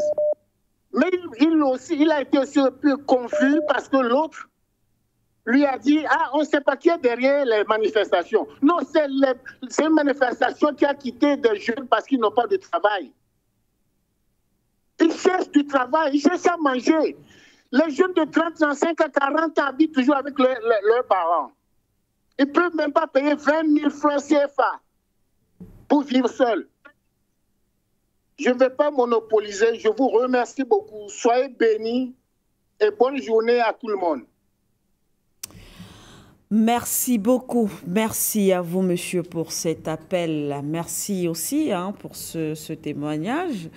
Vous avez partagé en tout cas une partie de votre vie, votre situation avec nous ce matin, ce qui nous permet de comprendre encore une fois de plus ce que la population, le Togolais lambda, vit effectivement. Mbok, je propose, on continue à caler les appels. On va caler les appels, mais je souhaite que M. Atangana réagisse déjà. Ensuite, on reviendra du côté du standard. Il y a quand même beaucoup de choses qui ont été dites. M. Atangana, il revient, effectivement, lorsqu'on écoute les téléspectateurs, c'est vrai. Il y a ces revendications, le coût de la vie, les disparitions, les arrestations forcées. Et c'est vrai qu'on a vu les images. Les images sont assez horribles quand même. Il faut le reconnaître, et pour des raisons d'éthique et aussi de déontologie, parce qu'il ne s'agit pas ici de renforcer cette révolte de la population, parce que lorsqu'on regarde ces images, automatiquement, on a envie de se révolter. Mais on va rester froid, bien sûr, dans l'analyse. Monsieur Atangana, il y a le nom Eyadema qui semble aussi déranger. On a l'impression qu'il y a une forme de dynastie, effectivement, qui ne joue pas en la faveur du président Faure Gnassingbé aujourd'hui. Si de leur côté, on dit, on pense, on avance des arguments selon lesquels il y a quand même une avancée, le fait que ce soit également la même famille, c'est difficile à accepter, surtout avec une situation, une vie qui n'est pas du tout, qui semble ne pas être facile pour les Togolais si on s'en tient au dire des téléspectateurs. Monsieur Atangana, en quelques minutes, avant d'aller au standard. Oui, j'ai écouté attentivement beaucoup de téléspectateurs et j'ai fini par comprendre quelque chose en les écoutant. Oui. Et j'en suis de plus en plus persuadé. Je finis par comprendre en les écoutant, parce que ça ne venait pas dans ma tête. Oui. La dernière fois, je disais, il faut respecter les institutions. Oui. Donc, quand on a le droit de se présenter, on se présente. Ça, c'est le respect des institutions. Oui. Mais ce qui se passe réellement en Afrique, que ce soit en Côte d'Ivoire ou que ce soit là au Togo, c'est que c'est-à-dire que les populations ne comprennent pas. Quand on leur dit changement de régime parlementaire, je vous dis, les gens ne savent pas ce que ça veut dire. Mais quand on applique, c'est là où ils se rendent compte. Parce qu'il y a un intervenant qui a dit il fallait agir au moment où on changeait les institutions. Oui. Remarquez que ce soit pour la Côte d'Ivoire, où on reproche à M. Ouattara de vouloir faire le mandat de trop, oui, il y a eu changement de constitution pour lui permettre ça. Tout à fait. Que ce soit là, au Togo, il y a eu changement de constitution et d'institution totalement. Mais on se demande pourquoi le peuple a laissé voter ça. Oui. Et vous voyez que le peuple va réagir maintenant sur les effets. C'est à ce moment où ils se rendent compte qu'en fait, ce changement d'institution permet à M. Faure Gnassingbé de rester au pouvoir, vous voyez.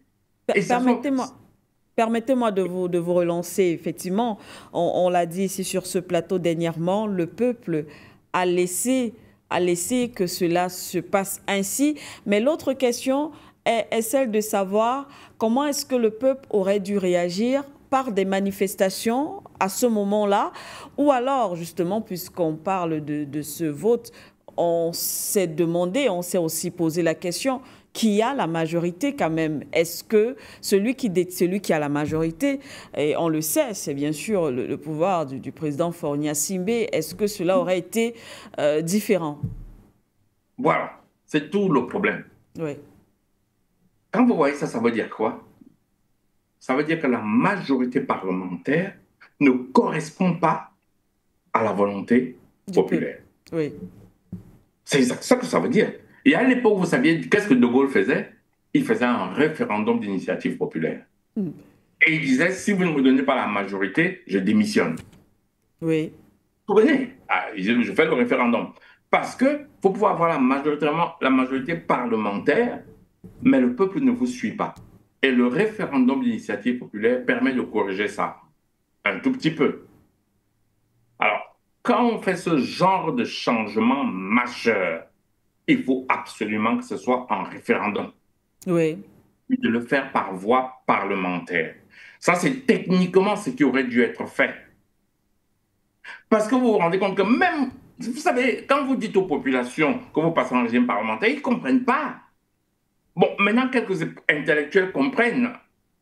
Mais monsieur, tout le monde dans la rue va comprendre le jour où tu te représentes. Il dit, mais attends, donc votre changement, là, c'était pour que tu te représentes. C'est pour ça que vous voyez les peuples agir avec un décalage. C'est la même chose en Côte d'Ivoire. C'est-à-dire que si vous venez là et que vous regardez ça intellectuellement et que vous dites juste les institutions permettent, il doit donc se représenter. Ça veut dire que vous n'avez pas compris l'esprit des gens. Donc il faut faire la différence entre l'esprit du peuple et les esprits des institutions, parce que les institutions ont été caporalisées par les intellectuels, c'est-à-dire des parlements. Vous savez, quand on sort des indépendances, 90% de la population sont analphabètes. Donc les gens font confiance aux intellectuels. Et les intellectuels africains, qu'est-ce qu'ils ont fait? Ils se sont servis. Ils sont députés, ils sont parlementaires, ils sont ministres et tout. Mais ils se moquent pas mal de ce que la population vit. C'est ça la réalité. Et quand on demande à ces gens-là qui sont assis, vous savez, il y a des choses que moi je trouve choquantes. Mais je ne vais pas le dire parce que je ne serai pas populaire. Je trouve anormal que dans un pays où le SMIC est à 50 000 francs CFA, qu'un député gagne 1 million de francs CFA. Ouais. Madame Siké, ça ne vous choque pas? Alors, qu'est-ce que vous croyez que ce député va faire quand le chef d'État va dire « changeons de république » ? Il est bien servi, lui, il applaudit. C'est pour ça que je dis que quand vous entendez souvent démocratie et tout, ça ne reflète pas ce que les Africains pensent. C'est pour ça que le général de Gaulle avait introduit dans la Ve République, c'est vrai aussi en Europe, il ne faut pas penser que le premier kidam européen que vous trouvez comprend. Là-bas aussi, non. C'est pour ça qu'il avait introduit la notion de référendum d'initiative populaire quand c'est grave. Même les référendums, ça se trafique. Vous vous souvenez, moi je parle avec des exemples. Quand on a fait le référendum pour demander si la France devait faire partie de l'Union européenne, la population française a dit à 55% non. Mais ils appartiennent à l'Union européenne. Donc les politiciens ont l'art là de manipuler les choses pour rester en place. La démocratie a le défaut de créer des castes. Des castes qui ne sont pas déjà des monarques. C'est pour ça qu'il y a ce décalage entre les lois. Et puis, si vous venez là intellectuellement, c'est ça qui se passe. Vous dites, ah oui, mais enfin, est-ce que les institutions lui permettent de se présenter? Oui, il doit se présenter parce que je respecte les institutions. Oui. Mais c'est parce que vous allez du principe que les institutions sont en accord avec la population.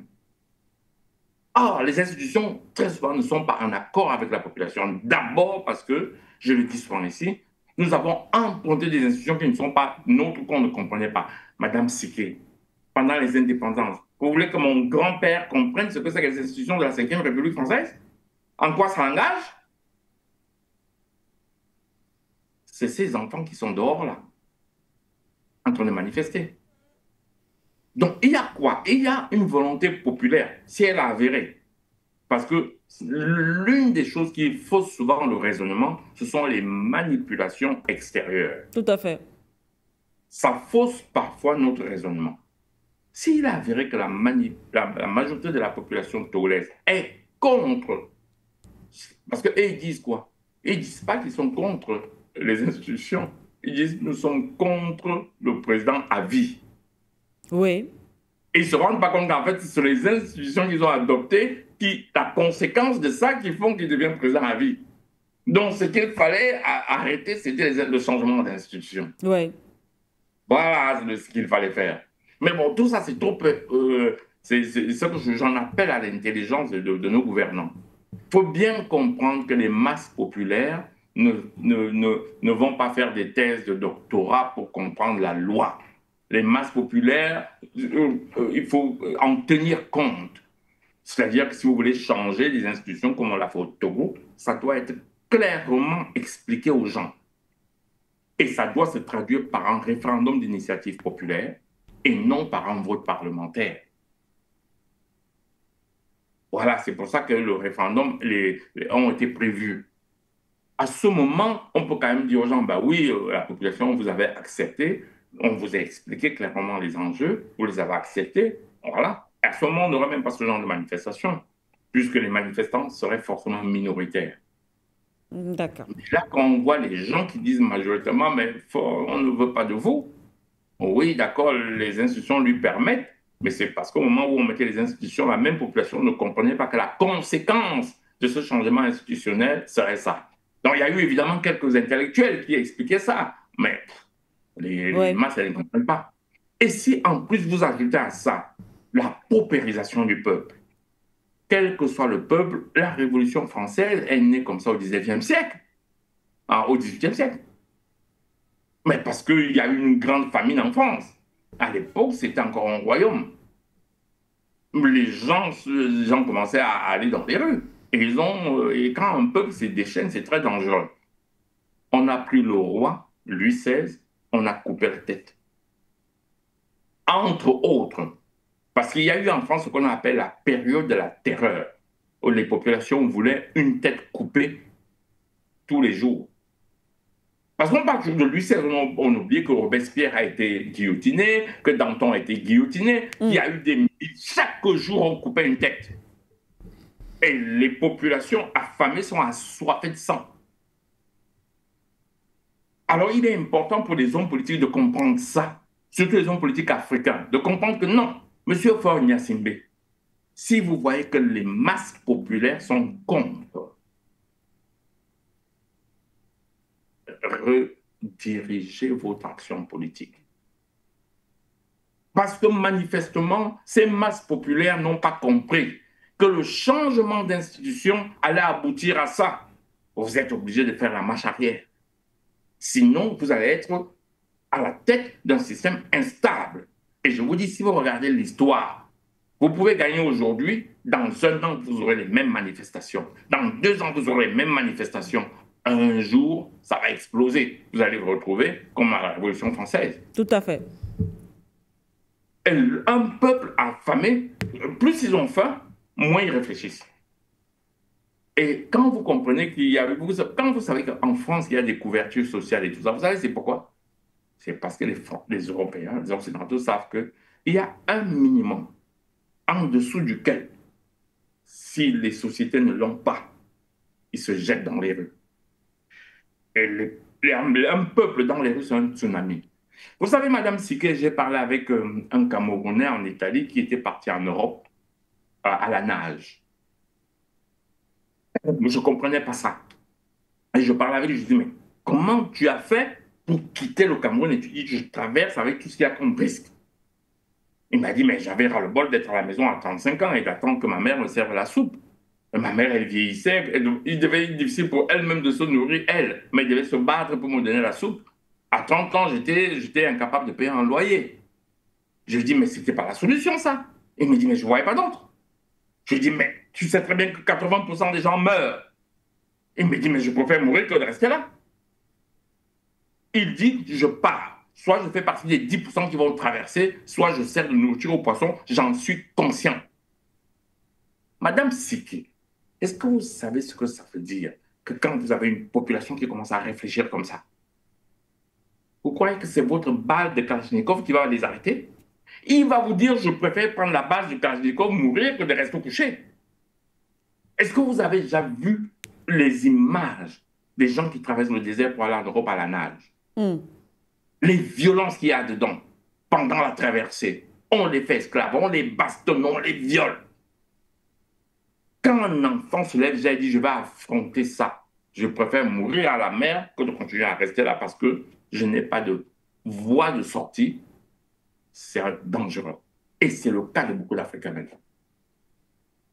Et donc, c'est des pays qui sont sujets à des manifestations violentes de façon... C'est-à-dire que si les pouvoirs politiques ne se... Il faut repenser nos États. Oui. Et penser nos États, ça veut dire chercher des solutions pour que les gens puissent rester chez eux, travailler chez eux et pouvoir avoir un espoir. Vous ne pouvez pas être à 40 ans, à 30 ans, il y a beaucoup, hein, vous savez. Il y a des gens qui, à 40 ans, au Cameroun, habitent dans la maison familiale. Ben oui. Ils sont dans la maison familiale parce que, ben voilà, tu es un homme, tu es dans la maison familiale, tu ne sais pas quoi faire. Et tu as même peur d'aller épouser une femme parce que tu vas risquer d'amener ton épouse dans la chambre où tu étais jeune. Voilà. Ouais. Et c'est de la réalité. Si vous ne regardez pas ces réalités, vous n'allez pas comprendre. La solution doit être trouvée et la solution ne réside certainement pas dans les grands dialogues. Ça, c'est de la politique politicienne. D'accord. La solution réside dans la recherche de solutions. Mais beaucoup d'hommes politiques en Afrique aujourd'hui se contentent de résoudre leurs problèmes. Dès qu'ils ont trouvé une solution à leurs problèmes, ils laissent et les masses populaires traînent. Et ces masses populaires deviennent une population critique. Un jour ou l'autre, elle explose. Voilà. Et c'est ça qui se passe au Togo. Et les pouvoirs politiques, je pense qu'ils doivent changer au Togo. Je crois qu'ils doivent vraiment dire, OK, la décision politique est impopulaire, annulons-la, revenons à ce qui était passé avant et essayer une transition de passer la main tout en gardant le calme. Parce que ça ne sert à rien de casser. Parce que vous cassez, vous allez reconstruire ce que vous avez cassé. Bien sûr. Et je pense que les pouvoirs politiques doivent écouter les populations. C'est encore ça, la souveraineté populaire. Merci. Merci une fois de plus à vous, monsieur Atangana. On va donc faire le dernier tour au standard avant également de revenir pour sortir aussi définitivement de cette émission. Monsieur, on va aller en Côte d'Ivoire avec le jeune panafricaniste. Allô? Oh, Tadiva, bonjour. Bonjour à tous. Bonjour, monsieur Atangana, depuis sa position. Je salue les journalistes. Alors, ce matin, je vais un peu je suis triste pour le Togo. Parce que l'Afrique a les yeux fermés sur le Togo. On ne peut pas faire long discours sur le Togo. Oui, on ne peut pas faire long discours sur le Togo. Le Togo, c'est un pays africain. La CEDEAO a fermé les yeux. L'Union africaine a fermé les yeux. L'UA a fermé les yeux. L'Union européenne a fermé les yeux sur le Togo. Et l'Afrique entière a fermé les yeux sur le Togo. Et ce qui se passe au Togo, ça ne dit rien à personne. Et demain, quand ils vont changer de visage, c'est même CEDEAO, c'est même l'Union africaine qui vont venir intervenir pour dire on va envoyer une armée pour vous déloger, on va envoyer telle armée pour vous déloger. Vous voyez, M. Atangana a parlé de la Constitution, que les Africains ne savent pas ce qu'il veut dire. Est-ce que les présidents même savent ce que ça veut dire? Les présidents qui viennent au pouvoir, qui trouvent la Constitution pour changer, là, ils savent ce que ça veut dire. Si la Constitution, pour changer la Constitution, on faisait campagne de la Constitution pour dire, bon, on fait campagne de la Constitution, qu'on doit changer la Constitution, mais voici ce que ça veut dire, voici ce que ça veut dire là. Aucune population n'allait pas voter cela. Mais ils sont dans un parlement, c'est les députés qui votent. Mais est-ce qu'un député allait dans sa région pour dire, bon, on va changer la Constitution, il faudrait qu'on vote, il faudrait que la population doit voter. Est-ce que je ne vais faire ça? Non. Mais c'est parmi eux. Et quand le président regarde parmi les députés qu'il a une majorité, alors il prend sa décision et puis change la Constitution. Et c'est ce qui se passe. Vous pensez que si un président au pouvoir qui n'a pas la majorité des députés, il peut changer la Constitution? Non, il ne peut jamais changer la Constitution. Parce qu'il n'a pas la majorité qui va lui permettre de changer la Constitution. Et c'est ce qui s'est passé chez moi en Côte d'Ivoire. Parce que le RADP a beaucoup de députés. Ils ont la possibilité de changer la Constitution, ils vont voter. Mais si c'était la population qu'on interrogeait, cela n'allait pas arriver aujourd'hui. Et je dis encore et je dis encore, l'Union africaine, la CEDEAO, l'UA, ils ont fermé les yeux sur le Togo. Ils ont fermé les yeux sur le Togo. C'est ce que je vais dire et je m'arrête là. Adiva, bonne émission à vous et bonne fin de mois. Que Dieu nous bénisse, que Dieu bénisse l'Afrique. Merci. Merci à vous également, le jeune panafricain. Merci pour cette contribution depuis la Côte d'Ivoire. Merci pour cet appel. Très, très bonne journée et très bon début de semaine. On va rester au standard. On poursuit avec les appels des téléspectateurs. Appels directs au WhatsApp. Les numéros de téléphone sont affichés au bas de votre petit écran à la maison. Vous appelez, vous contribuez. Allô? D'accord.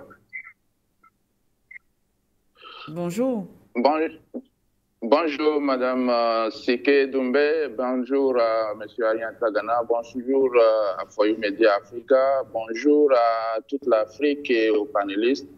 Bonjour à la technique également qui nous permet de pouvoir nous exprimer sur les sujets de l'actualité africaine. Madame Sike Doumbé, ce qui se passe au Togo est un peu différent par rapport à la majorité des pays de la sous-région. Le Togo n'a pas grandi comme un enfant normal, comme le disait quelqu'un. Et après l'assassinat du premier président démocratiquement élu, Sylvanus Olympio, et la dictature qui s'en est installée avec la terreur par Étienne Yadema Gnassingbé, il faut observer que le peuple a été tellement terrorisé que même après les événements de 1990, le courant qui est passé, l'opposition qui s'est constituée était une opposition qui sortait des rênes de ceux qui ont déjà travaillé avec le père. Et donc, on a vu au fil du temps cette opposition, les leaders de cette opposition qui n'ont jamais eu cette bienveillance d'éduquer les populations sur la chose politique. Alors, les parents, après la terreur du régime du père, interdisait même aux enfants de parler politique. On ne parle même pas ici de faire politique, mais de parler politique. Et donc, ce qui faisait que, au fil du temps, le peuple a observé que cette opposition, à chaque échéance électorale, lorsque elle gagne, que le régime prend le dessus, cette opposition va toujours au dialogue. Et après les dialogues, elle se satisfait des propositions qui lui sont faites par le régime. Et le peuple n'obtient jamais les résultats escomptés d'un changement politique. La Constitution de 1992, en principe, prévoyait des modifications constitutionnelles, des révisions constitutionnelles qui pouvaient passer par l'Assemblée nationale. Mais ce qu'on constate à l'heure d'aujourd'hui, c'est que normalement, le changement complet de la Constitution devrait passer par le référendum comme on l'a eu en 1992. Cela n'a pas été le cas. Et après que cela a été fait, cette population qui a toujours été conduite dans le noir, c'est-à-dire comme des moutons par la classe politique de l'opposition légalement constituée, n'a pas compris pourquoi est-ce que ces partis politiques n'ont pas réagi. Pendant un an, et après un an, on observe que les leaders politiques ne voulaient pas contester ce changement radical de toute la Constitution et constatant que les élections de 2020 avaient fait échouer le régime qui n'a plus confiance aux échéances électorales. Donc, c'est à partir de là que certains leaders de la classe, de la société civile ont compris que la classe politique de l'opposition légalement constituée ne ferait rien si le peuple lui-même ne se lève pas pour lui-même. Donc, c'est de là que la conscientisation, la mobilisation a commencé pour qu'on en aboutisse aujourd'hui là où nous sommes. Et vous allez observer, comme je vous l'ai dit la dernière fois, que malgré ces soulèvements, cette révolte que nous voyons dans les rues aujourd'hui, cette classe politique légalement constituée de l'opposition est restée en écart et n'agit pas. Elle ne pond que des discours et de communiqués. Alors que nous sommes aujourd'hui au-delà des histoires de discours et de communiqués. Nous sommes à une époque où le peuple a besoin de l'action pour obtenir son bien-être. C'est la raison pour laquelle vous voyez aujourd'hui que c'est le peuple lui-même qui se bat pour lui-même. Et donc, après ces 3 jours que vous avez observés, que nous tous nous avons observés, et la violence qui s'en est suivie de par la posture du régime, il y a une accalmie, mais cette accalmie ne signifie pas que le peuple va rentrer encore à la maison et aller croiser les bras. Et c'est une résistance et une révolution se prépare, cela vient comme un volcan, des craquements d'abord et ensuite il y a l'ébullition qui va s'en suivre. Et donc c'est ce qui va suivre, c'est ce que nous attendons, c'est ce qui va se faire. Parce que ce peuple aujourd'hui est debout et ne rentrera plus à la maison. Les événements vont s'enchaîner ainsi jusqu'à l'obtention de la démission de M. Faure-Essozimna Gnassingbé et du démantèlement de son système mafieux qui gouverne le Togo avec autant de terreur. La terreur que vous avez observée, Madame Sike Doumbé, si nous avons cette opportunité réellement de vous montrer encore beaucoup plus les images des vidéos, vous en serez choqués. Vous en serez choqués. Et donc, je vous rassure que le bilan que nous avons eu est mitigé, satisfaisant, parce que les dames, les bonnes dames, les messieurs, tous ces commerçants, vous allez voir que le grand marché de Lomé a été fermé pendant ces 3 jours, ce qui n'a plus jamais eu lieu après les années 90. Et donc, le peuple comprend petit à petit ce qui est son sort et comprend également que si lui-même ne se lève pas pour lui-même, il n'y a personne d'autre qui puisse venir le faire pour lui. Et donc, c'est la raison pour laquelle nous sommes debout tous aujourd'hui et nous allons continuer ce combat jusqu'à l'obtention de cette démission et du démantèlement de ce régime. Le régime de terreur du père au fils a ancré dans les Togolais trop de peur. Et c'est cette peur qui a fait que ça a pris trop long pour que nous puissions nous lever aujourd'hui et commencer ce combat. Et à partir du 26 jusqu'à ce jour, vous verrez que les jeunes qui se sont levés ont continué graduellement de quartier en quartier. Et la suite qui va venir fera que vous allez observer que d'autres villes de l'intérieur vont prendre le pas et nous irons jusqu'au bout de ce combat, madame. Je vous remercie infiniment pour les analyses que vous avez apportées, M. Ari Antagana. Merci, vous avez compris. Et puisque le panafricanisme que vous défendez, vous en êtes véritablement imprégné et vous connaissez les régimes dictatoriaux en Afrique. Je ne vais pas trop monopoliser la parole. Je vous remercie ici pour cette opportunité encore que vous m'offrez ce matin de m'exprimer sur la chose politique togolaise. Merci, que Dieu vous bénisse et que Dieu veille sur le peuple togolais qui est debout à jamais pour arriver à obtenir son propre bien-être. Merci à vous et à très bientôt. Merci à vous également, monsieur. Merci beaucoup d'avoir appelé ce matin et surtout ces informations que vous nous avez apportées également sur la situation au Togo. Et bien, vu le temps qui nous est imparti, qui nous reste, on va fermer définitivement le standard. Malheureusement, toutes nos excuses, chers téléspectateurs. Mais vous le savez, les programmes sont toujours en continu sur For You Media Africa et le standard sera toujours ouvert pour vous permettre de vous exprimer, de participer à toutes nos émissions et à tous nos programmes. Monsieur Henri Atangana, on va donc sortir, espérant bien sûr une note positive. La situation au Togo qui nous interpelle, qui, effectivement, on l'a dit à l'entame de ce sujet, c'est vrai que les populations répondaient à un appel à manifester, voilà, manifestation, mais c'était 3 jours. Mais vous l'avez d'ailleurs rappelé, il y a toujours cet appel qui reste, qui persiste. Il se pourrait que les populations, effectivement, continuent dans cette lancée jusqu'où cela nous mènera. Mais en tout cas, nous souhaitons sortir avec une note positive, peut-être des propositions de solutions, tant pour le gouvernement en place, même si on n'a pas de leçons à donner, mais aussi pour la population. Oui, en effet, ce sont des propositions, ce ne sont pas des leçons. On n'est pas des donneurs de leçons, mais on donne un avis. Tout à fait. Ce que M.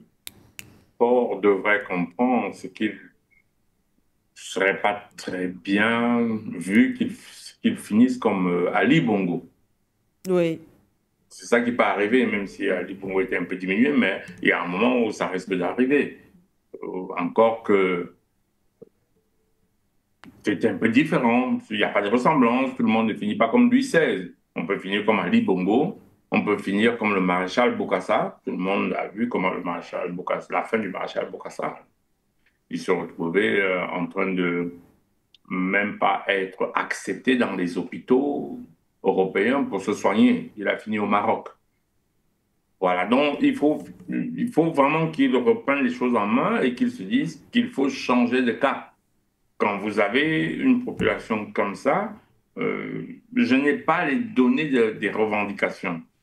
Mais si elles sont des revendications d'une masse, c'est-à-dire pas d'une minorité, si elles sont des revendications qui ne sont pas dues à quelques petits manipulateurs qui tirent les ficelles dans l'ombre, quand ce sont des manifestations sincères de la population, ne pas écouter, c'est comme prendre paracétamol quand on n'a le palu. Ça vous calme une nuit, 2 nuits, mais ça recommence. Et tant que vous n'avez pas soigné le palu, vous êtes condamné à mort. Parce que il ne va jamais vous soigner. Donc en fait, il y a une réalité aujourd'hui, c'est la réalité où les dirigeants doivent se dire maintenant qu'ils doivent essayer d'améliorer les conditions de vie de leur population. Oui. Comme dans les États de l'AES. C'est un exemple. Je n'ai pas dit que c'est le seul modèle à adopter. Mais il y a un moment où on s'assoit et on réfléchit avec son cerveau. On se dit, mais quel est le modèle que je dois adopter? Les modèles sont différents en fonction de la situation géographique, en fonction du passé colonial. Parce que nous avons des passés différents. Monsieur a bien décrit ce qui s'est passé avec le père Gnassingbé. Après Sylvanus Olympio.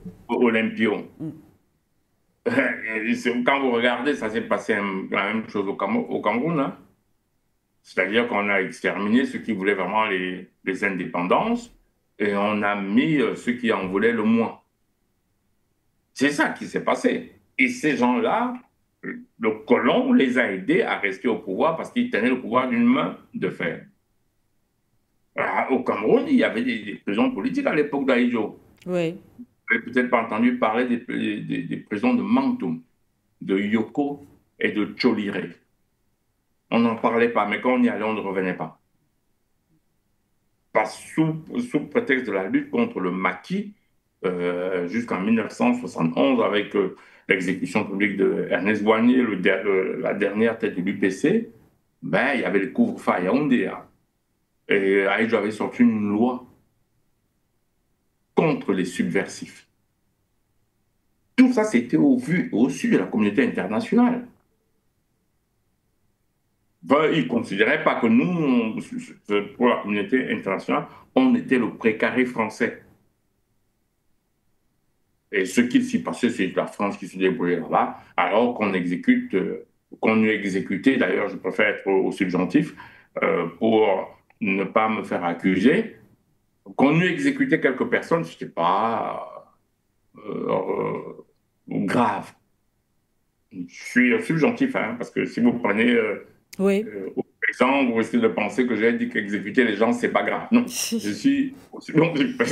Très bien. Et donc, ces pouvoirs-là sont restés comme ça longtemps. On a eu le cas au Cameroun, où il y avait un seul chef d'État qui, d'ailleurs, les gens oublient souvent que M. Ahidjo a eu le pouvoir par un coup d'État qu'on avait fait à André Marine Bida.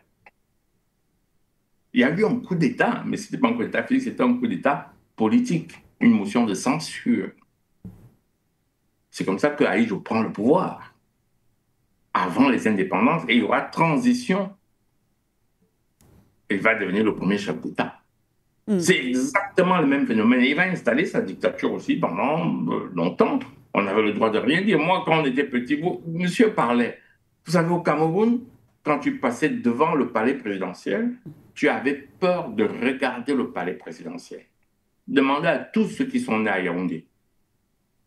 Tu passais là, tu avais peur de regarder le palais présidentiel là où il y avait Ahidjo. Tu avais peur de prononcer le nom Ahidjo. Si tu disais juste Ahidjo, on te regardait. Tu es subversif. Et il y avait une loi anti-subversion. C'était d'ailleurs une ordonnance. Ahidjo n'a gouverné que par les ordonnances et non pas par les lois votées par un parlement. Voilà, c'est la même chose qui s'est passée là. Alors il y a donc mutation. C'est clair que ça ne va pas forcément muter comme les pays de l'AES, mais il est clair maintenant que les Togolais, la classe intellectuelle togolaise, les pouvoirs publics s'asseyent pour dire maintenant on fait quoi? Les populations ne veulent pas. Il est temps qu'on essaye plutôt de donner raison aux populations. C'est ça qu'il faut faire. Sinon, la situation va pourrir, elle va se calmer, elle va recommencer l'année prochaine. Dans 2 ans, c'est une manifestation qu'on trouve partout dans tous les pays africains. C'est juste, périodique. Il faut améliorer les conditions de vie des populations locales. On ne peut pas continuer à être des gouverneurs à la peau noire, des colons à la peau noire qui se contentent de prendre la place du colon et de continuer à pratiquer ce que le colon faisait pendant les colonisations. C'est ça une néocolonie. Et il faut que ces pays ne soient plus des néocolonies, mais des pays vraiment où on fait... il faut donner au peuple le minimum. On ne va pas demander à tout le monde d'être intelligent, de tout comprendre.